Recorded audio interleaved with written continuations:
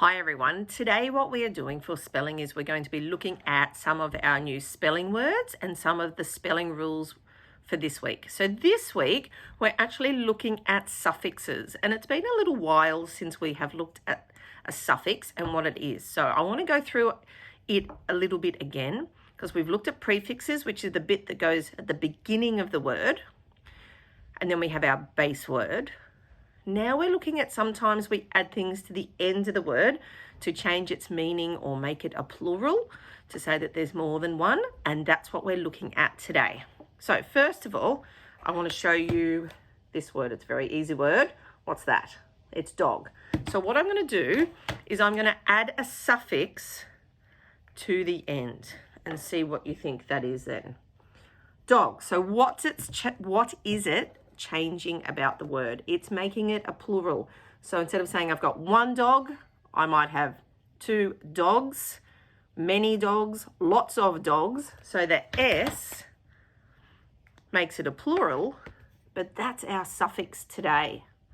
All right, so what I want to do then is I'm going to change the word from dogs to a different word and see what happens this time. So just be a bit patient while I'm writing it down, because we don't have a big whiteboard at my house. So this one, rub that out a bit, is peach. Peach. It's a type of fruits, isn't it? Now, do I say peaches when I have more than one? I'm going to eat my peaches. No, I don't, do I? I actually say I've got a bag of peaches. And you can kind of hear the sounds, can't you? Peach. So the suffix after some sounds changes when we're making it a plural. Peaches. Peaches. You can hear the can't you? We're dogs. We don't do doggers, do we? We say dogs. So peaches. So what we're looking at is when we add a suffix to a word, we're changing the meaning, aren't we? So the suffix S at the end of dog means that there's many. But the suffix of es at the end of a word can also mean a plural. So what I want to look at is this suffix that changes at the end of lots of different sounds. So I'm going to add some for us, which are some of our spelling words today or this week. Sing, catch, pen, and branch. Let's use those examples. So if I'm going to sing a song, I'm going to catch a ball, I'm going to write with a pen, and I've got a branch on the tree. Now I'm going to say, I'm going to change it a little bit. So I'm going to add a suffix to the end. So the bird sings a beautiful song in the morning, or the magpies do at our house. Rosie, our dog, catches the ball. I've got lots of pens, and there's lots of branches coming down outside in the wind today. So you can hear the different suffixes of the S and the sounds that they change it to. So sings, catches, pens, branches. So it really comes back to that rule of being able to push out the sounds you can hear, doesn't it? So let's have a look. Sings, catches, pens, branches.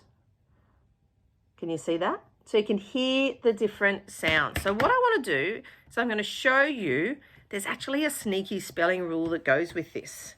And I'm going to get you to have a look at your list words, which I'll put up in the video at the end.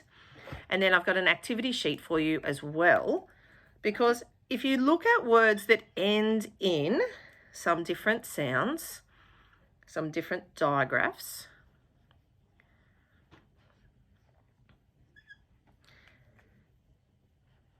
it changes to an ES just by its sound. So if a word ends in the digraph ch, as in CH, as in church, we'd say churches, or bush, bushes. You can hear the ES, can't you? Clock, this one's an interesting sound because the letter X actually makes a X sound. So these two actually connect, KS. And if you listen to the sound box, the letter X makes the X sound, doesn't it? So it's a bit tricky. Now, if it ends in an S, we don't usually put another S beside it. So this one's a bit of an interesting one, which we'll come back to probably tomorrow. And if it ends in the letter Z, we usually have an ES. So like whizzes, the rocket whizzes past.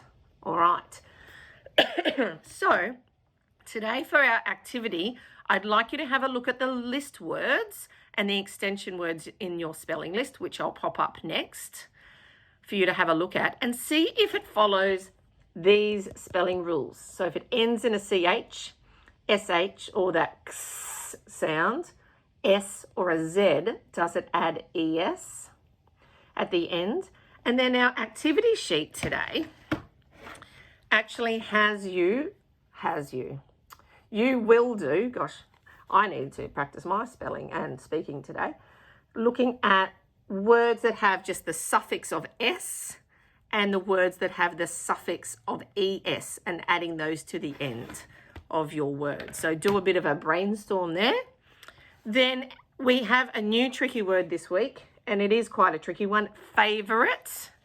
Favourite is quite tricky because you can't really sound out favourite compared to its spelling. And then your sentence dictation as well. So I might get you this week or today to write your own silly sentence, I think, for sentence dictation and use some of the different words that you've got. Okay, so remember when you're having a go at writing your sentences, you've got a capital letter and a full stop.